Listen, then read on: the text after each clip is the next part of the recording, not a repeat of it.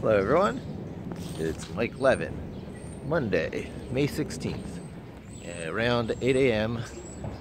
and I'm on my way into the office, and I had an awesome weekend in the Catskills with Adiella, and yeah, there's a lot of continuity I'm looking to maintain here. I like owning a car, which is kind of a special thing in Manhattan, and being situated as I am at the very northern point, it cuts down the drive to the Catskills, at least to the area in the Shawangunk mountain ridge that we go to, which is to only an hour and a half drive.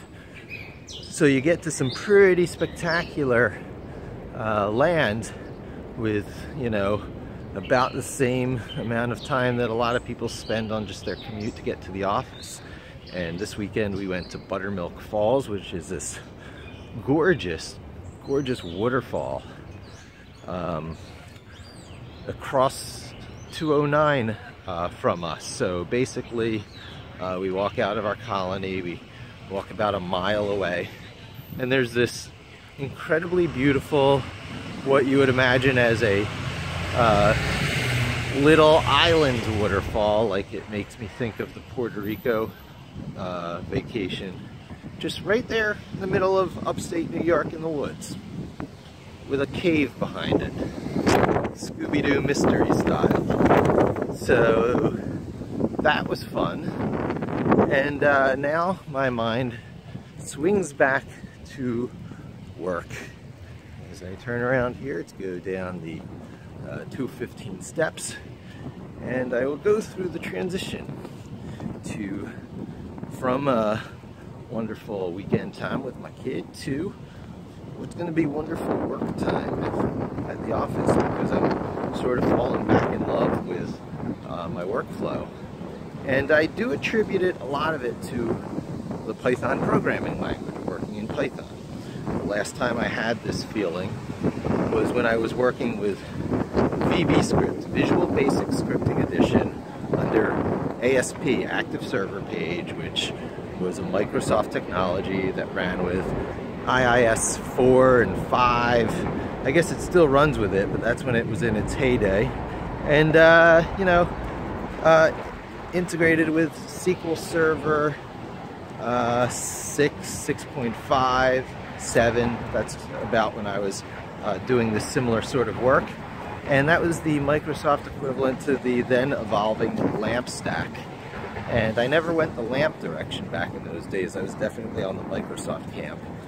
But the VB script language was so easy and powerful and flowing, and let you do what you wanted to do with a minimum of muss and fuss, that I had done some of my best work, namely a generalized system, a Ruby on Rails, well before Ruby on Rails. We're talking 1999, 2000.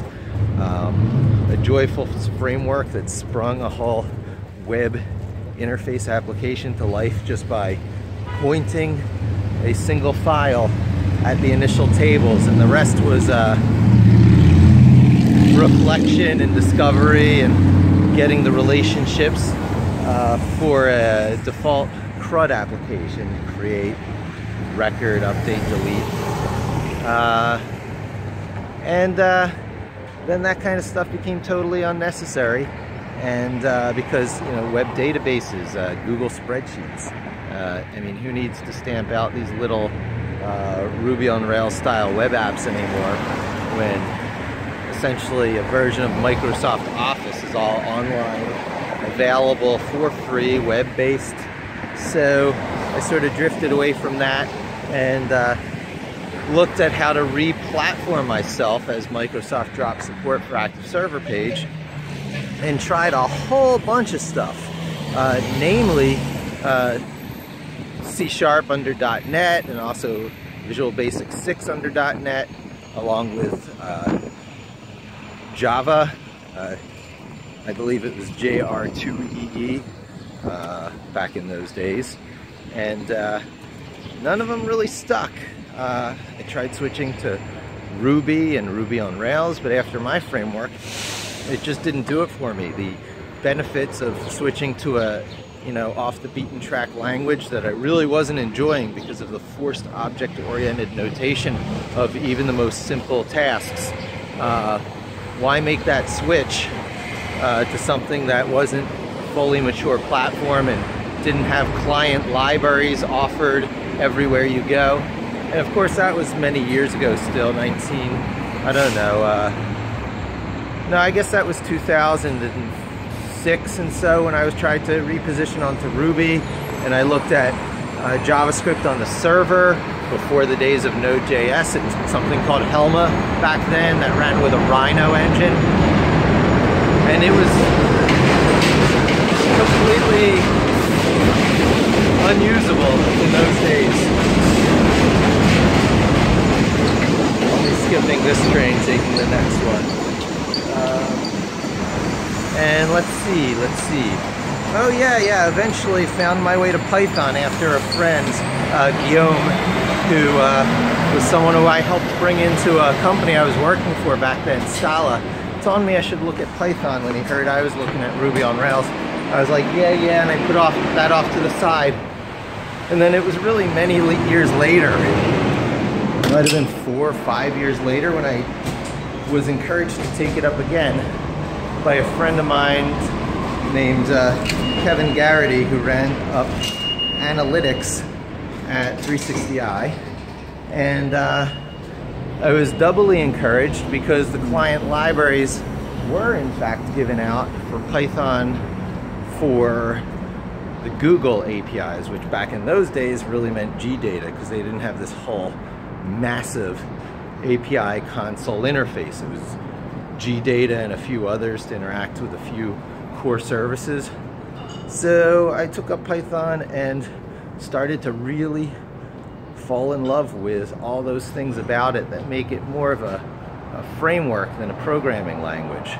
All those things that I was doing to make a generalized system, a Ruby on Rails before Ruby on Rails, were kind of inherent in the Python language. Ladies and gentlemen, this is an important. And the first thing I realized was that I could have reproduced a system like I made in the past with 1/10 the effort under Python, because it's so suitable for that sort of stuff.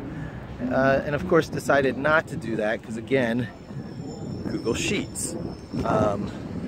But then I realized that the next iteration of stuff that I was going to do would be that much easier and should probably be hitting against any data source, doing any generic thing that Python can do, and then pushing the results back out somewhere like Google Sheets. And that became something I did at 360i, and then it became Pipulate that I did on my own later, and now it's about to become another version of Pipulate, which uses all the things that I learned over all these years. Anyway, this is my train. Thanks for joining me. Hope to see you again soon, and don't forget to subscribe.